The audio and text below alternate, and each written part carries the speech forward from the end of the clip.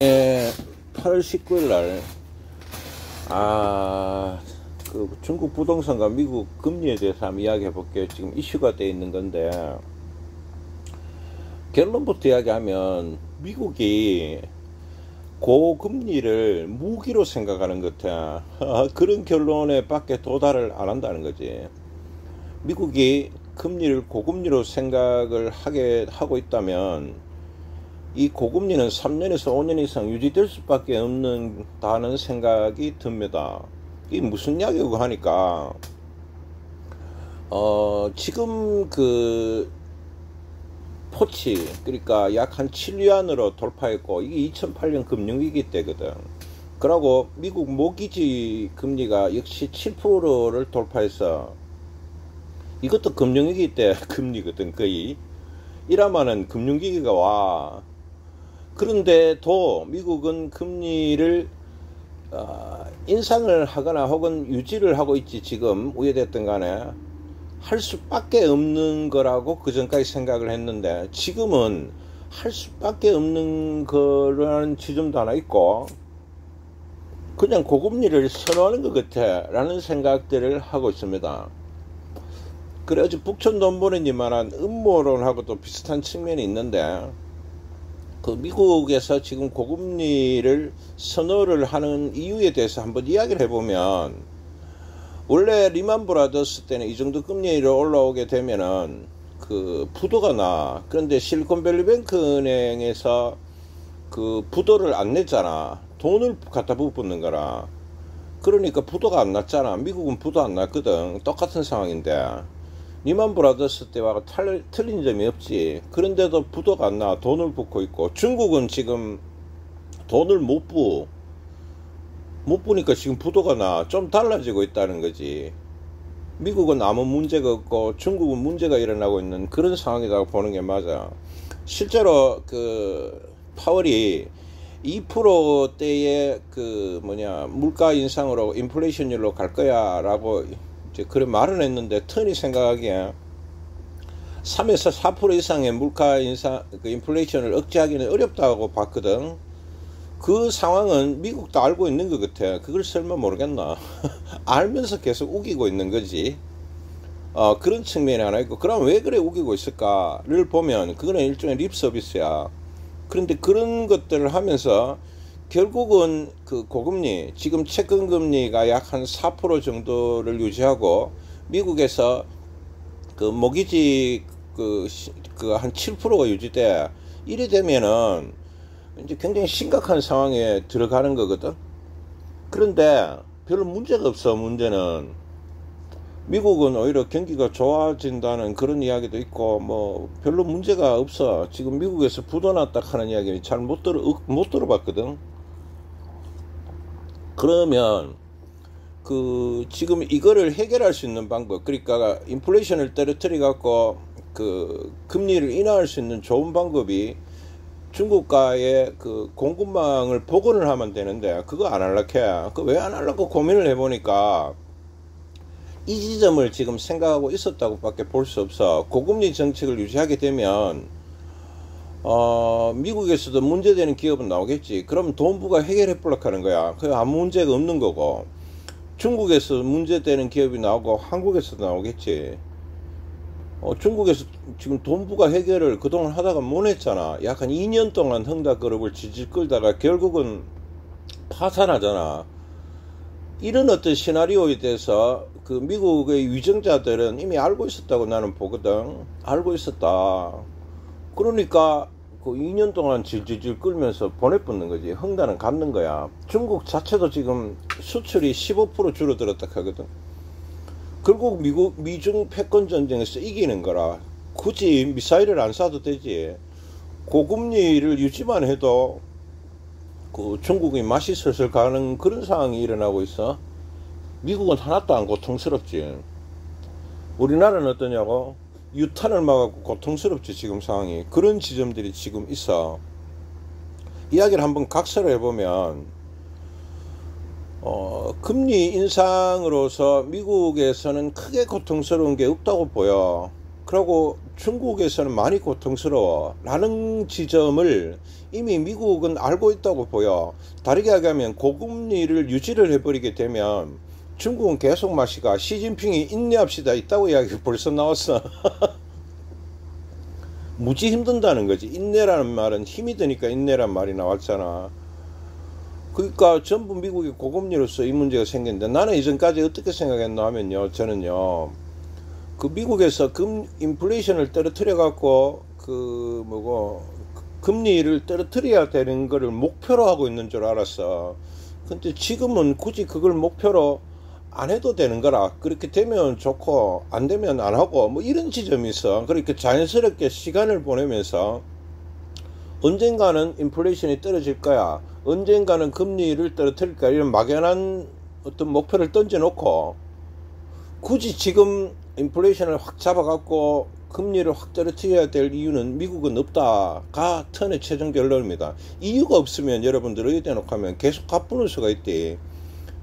그러면 결국은 3에서 5년 정도의 고금리 유지가, 그 금리는 제 판단에는 3% 이상의 금리가 계속 유지되리라고 봐. 채권 금리 기준으로 3에서 3.5%.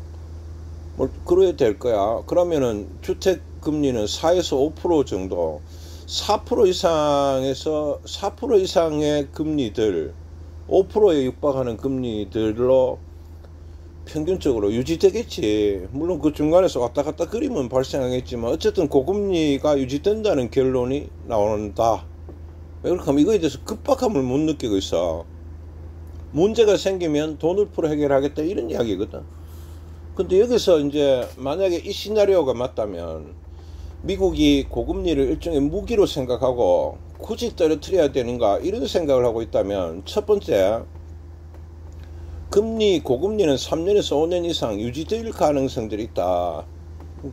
그런 게 하나 있고, 두 번째는 뭐가 하면 우리나라도 미국은 아니지. 우리나라 기업이 문제가 생긴다고 미국에서 돈을 붙이는 안 하거든.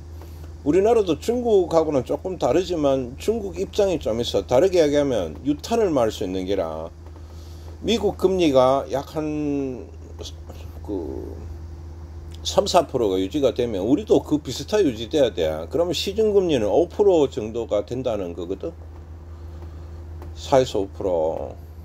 뭐 그래 계속 진행되겠지. 고금리 수치가 정확히 안 맞을 수는 있겠지만 고금리가 유지되면은 여러분들 부동산이 자 가자 하는 대세 상승은 불가능합니다. 1번. 2번, 주식에 있어 갖고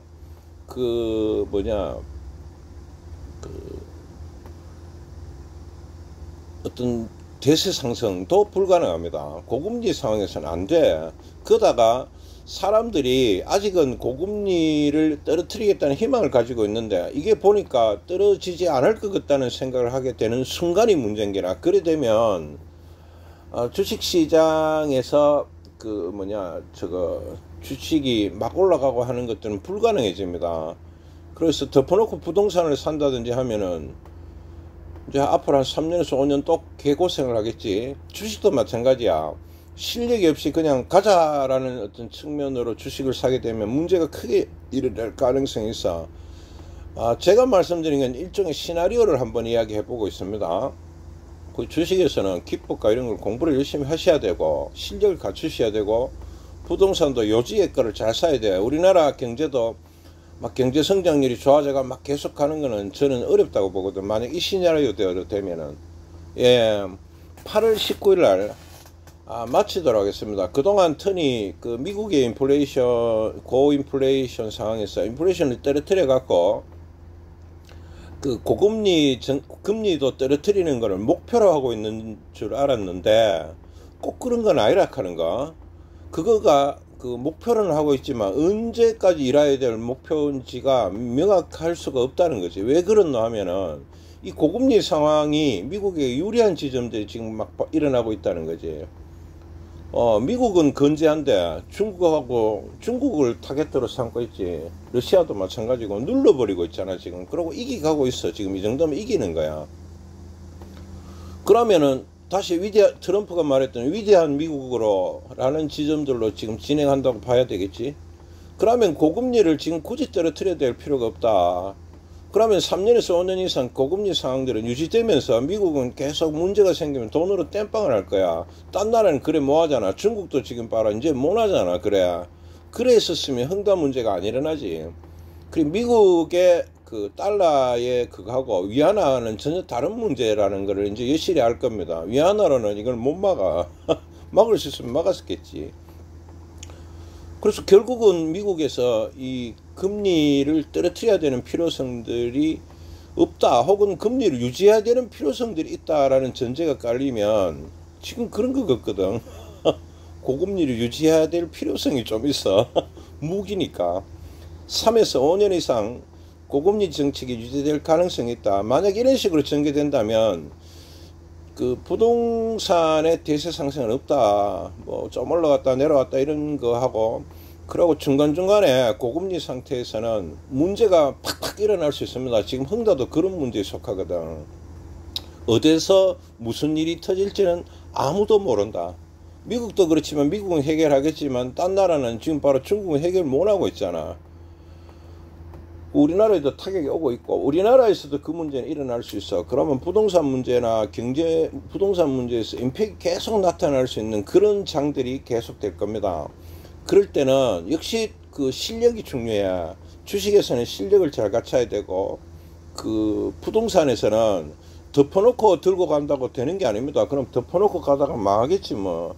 죽는다 그래야 하면은 금리를 다 내다가 집값 다 낼 거거든. 한 3년에서 5년 내면은 5%씩만 해도